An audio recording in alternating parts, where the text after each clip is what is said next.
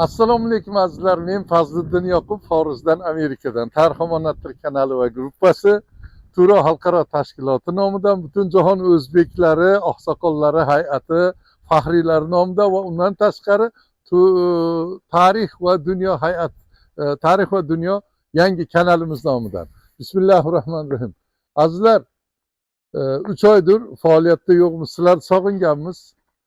Ancha bir sog'lig'imiz tufayli va boshqa bir sabablar orqali biroz faoliyatdan, tahlillardan sizlar bilan salomlashishdan uzoqda qoldik.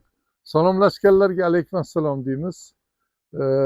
Duo qilib, menga sog'lik tilab, bir ko'rinish bering deganlarni hammasiga ham chiroyli tilaylardamiz. Mana bugun Ramazonning 6-kunida Bismillahirrohmanirrohim.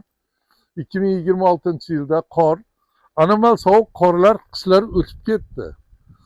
Lekin endi suyunib issiq bo'ldi deb turgan vaqtimizda 2 kundir shamol bo'lib, yana bo'ron bo'lib, yana qor yog'ib, unaqa anomal sovuq bo'lmasa ham mana shunaqa holatlar boshlandi. Bugungi chiqishdan maqsad nima? Maqsad ikkita. Bittasi, Ramazon mana shirin o'tyapti, duolarni eslanglar, zulmlar ko'tarilsin. Qaysi mamlakatda, bizning vatanda ham zulmlar saltanati bo'lsa, ular duo qilinglar. Hech bo'lmasa duo qilinglar. Bir orzu qilgan ozodlik, erkinlik bo'lsin. Bugun 23-fevral ekan. Ramazonda 6-kun 23-fevralda nima bo'ldi dersizlar?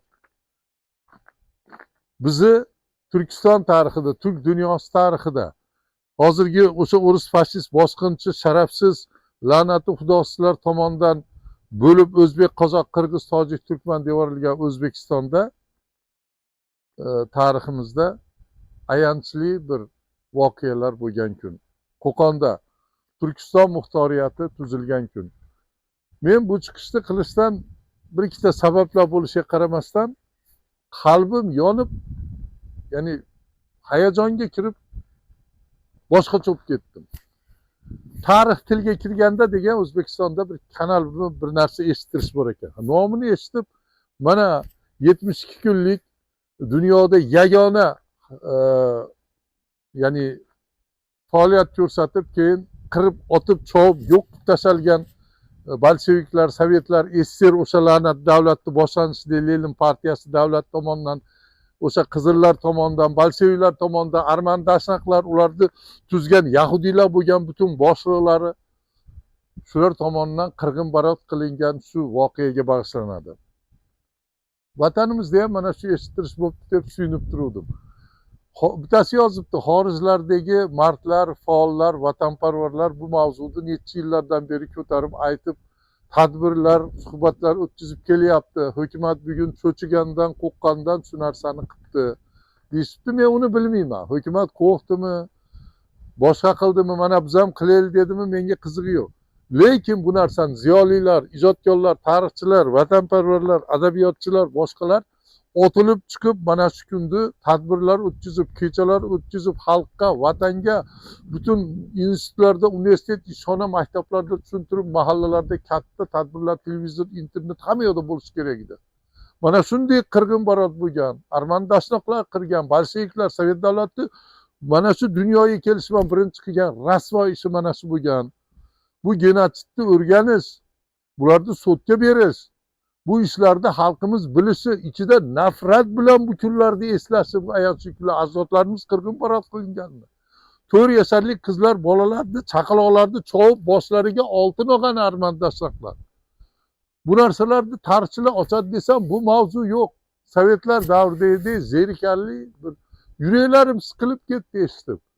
Shunaqa ham bo'lar, mustaqil O'zbekiston, yangi O'zbekiston degan yerda shu narsani hukumat aytdimi, o'zlari tashabbusman chiqdimi, bir g'ayratman, bir vatanparvarlikni hidi, millat, vatan, tarix, tilimiz, dinimiz bularga bo'lgan bir ulardagi shijoat, ota bu ajdodlarimiz jaddi jahdi hech ko'rmadim. Hidi ham kelmayapti. Eskina professorlik, olimlik, eskina shunandaqa ilmda bo'lib turib, vatanni ziyolisi degan nom dedim. Chidamasdan kasal bo'lsam ham, davolayotgan bo'lsam ham, issiq uyda yotib, maza qilib hayotimni kechirishni o'rniga mana vatanparvarlik ruhida tarbiyalanib yetish qanaqa? Necha yillardan beri vatanni ko'rmagan bo'lsak ham, bizga viza berishmasa, bizni kirgizishmasa ham, men shu narsani chiqishga, zotan biz bugungacha tinch turmadik. bütün holatlarga tahlil qilib chiqishlar, videolar ko'rdik. Qancha mana Tarix Omonatdir kanalimiz bloklanib ochildi. YouTube'dagini mana DXX'lar qancha tuhmat ig'volar bilan tashkil qilib bloklab yuboribdi. Endi ochiladi degan umiddamiz. Mana sizlarga adolat, mana sizlarga yangi O'zbekiston, mana bo'layotgan holatlar. Turk dunyosi bitta mintaqasida, Turkistonni qalbi bo'lgan yerda bu tarixiy mavzuni yoritib, olib chiqib, xalqni qoniga, suyagiga, ichiga, ruhiyatiga kirib ketadigan darajada tushuntiradigan odamlar yetmayapti. Nima uchun 72 yashadi? Nima uchun qirib tashlashdi? Nima uchun bularni o'ldirib, oddiy xalqdan ham o'ch olindi? Va tarixda bugungi kungacha bekitib ochilmay kelindi bu narsa. Nima uchun? Degan narsani ochib berisholmadi. Yana endi o'tkazilyaptimi? Bu narsa desa tadbirlar bo'lyapti, matbuotlar yozilyapti, kitoblar manaqa deydi. Axir xalqqa yetkazilmasa, qaynab turib bu holatlarda shunday tushuntirilmasa, do'st kim, dushman kim, tarixda nima bo'ldi, nimaga bunaqa qilishdi, buni ochib berilmasa, hatto ota va ajdodlarimiz o'ris degan, o'rislar degan, o'rislar kelyapti, o'riston degan, buni adabiyotdan chiqarib maddoh, qo'qqoq, xoinlar qolgan vaqtda o'sha tilimizni bilib biz tomonlarda yurganlar bu xuniyroq chiqyapti deb turib, o'ris degan iborani o'rniga ruslar, Rossiya degan iborani bizni tilimizga, madaniyatimizga, qadriyatimizga olib kirgizib yuboribdi. Hozir o'ris desangiz tilingizni to'g'rilab oling deyapti, uyalmay. Shunaqa odamlar chiqibdi. Axir ajdodimiz bizni tilimizda haqiqiy o'zbekchada, turkistonchada, turkchada o'ris deyiladi, o'rislar deyiladi. Birinchi ziyolilar u. Bu mavzularga kirib, vatandan xorijda chiqib gapirayotganlarga o'ris deyishini tavsiya etaman. Ha, o'ris va o'rislar o'risiston desin. Endi biz bu tarixlarni ocharkan, bu tarixlarga kirib o'sha vaqtda nimaman nafas oldi bu xalq? Nimaga ishonardi? Qanday qadriyatman, qanday qonuniyatman, qanday madaniyatman, nima yeb, ichib, kiyib, nimani tafakkur qilib yashardi? O'sha zamonlarda o'rganib turib ijodkorlar, tarixchi, adabiyotchi, orator shuni tashkil qilganlar o'sha zamon ruhi bilan chiqib eshittirishlar qilsagina bu ta'sir qiladi. Men shu narsani sezmadim, ko'rmadim, yonib ketganimdan mana betob holimda chiqib mana shu videoni qilishga majbur bo'ldim. Kelinglar, kelajakda shunday mana shu Ramazondan keyin suhbatlar, tadbirlar, boshqalar qilib o'rganib bu ishlarni chiroyli o'rganib boraylik. Mana qorlarni kuryapti, taraq-turuq shovqinlar ham eshitilib ketdi. Bugun 108 yil bo'ldi, 110 yil bo'lyapti.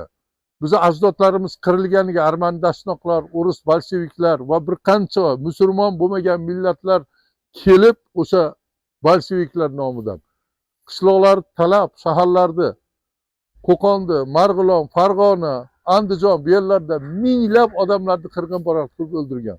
Bu tarixda nimagadir bugun ham mustaqil O'zbekistonda o'ris degani qo'qishadi. Arman dashnoqlarni qilgan ishini bir donagina tarixchi Shuhrat Barlos degan otasiga rahmat, o'g'il bola chiqib harakat qilib, shularni ham Turkiya, Ozarbayjon chetlarida yozib, chizib kitobini tayyorlabdi. Manbalarni o'zini o'sha o'ris fashist bosqinchilarni o'zlaridan olibdi.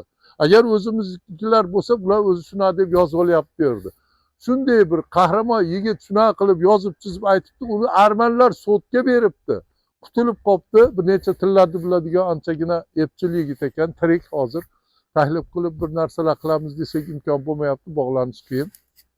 Kelinglar azizlar. Bu vatan bizniki, bu til, tarix, bu bo'lgan yaxshi, yomon kunlar, fojialar va ma'rifatparvar siymolarimiz bizniki. Kelinglar shularni xolis, hech qanaqa tarafkashlik qilmasdan o'rganaylik, o'rgataylik, beraylik, vatan ichi tashqarisi elamon bog'lanaylik. Yetar endi shuncha ayrimachilik, shuncha haligi bir dinimizga, tariximizga, qadriyat, tilimizga, madaniyatimizga noloyiq bo'lgan bosqinchilar vaqtida yetishgan zolimlar, poraxo'rlar, korrupsioner, xoinlar, o'risdan, Xitoydan va boshqalardan qo'rqib turadiganlar yetar endi. Ochilsin yo'llar. Bu narsalarni xalqimiz bilan birgalashib vatanga kirib chiqib bu narsalarni tashkil qilaylik. Allohga omonat bo'linglar. Bu fojiani hisobga olib o'tganlarimizni, shahidlarimizni begunoh o'ldirilganlarni Alloh rahmatiga olsin deymiz. Bu tarixlar ochilib o'rganiladi deymiz. Tarixiy manbalarga kirib, arxivlarni ko'rib, shu narsalarni ochiq xalqqa yetkazishga hozir ham O'zbekistonda turib qo'qishyapti tarixchilar, ijodkorlar, adabiyotchilar, akademik olim, professorlar. Achchig'i kelmasin, jirillamasin, qo'qishyapti. Armani dashnoq so'zini bitta ham ishlatishmadi, ishlatishmayapti. Bu 72 kunda nimaga bu nafratman kelib bombalab o'ldirib xalqni hamma yo'qni ostin ustin qilardi? Bu tarix nimaga bugungacha bekitiladi? Kimdan qo'rqyapmiz degan mavzularni ustida bosh qotiraylik. Fazliddin Yoqub Amerikadan, Allohga omon bo'linglar. Hayajonimni uyatqimaysizlar.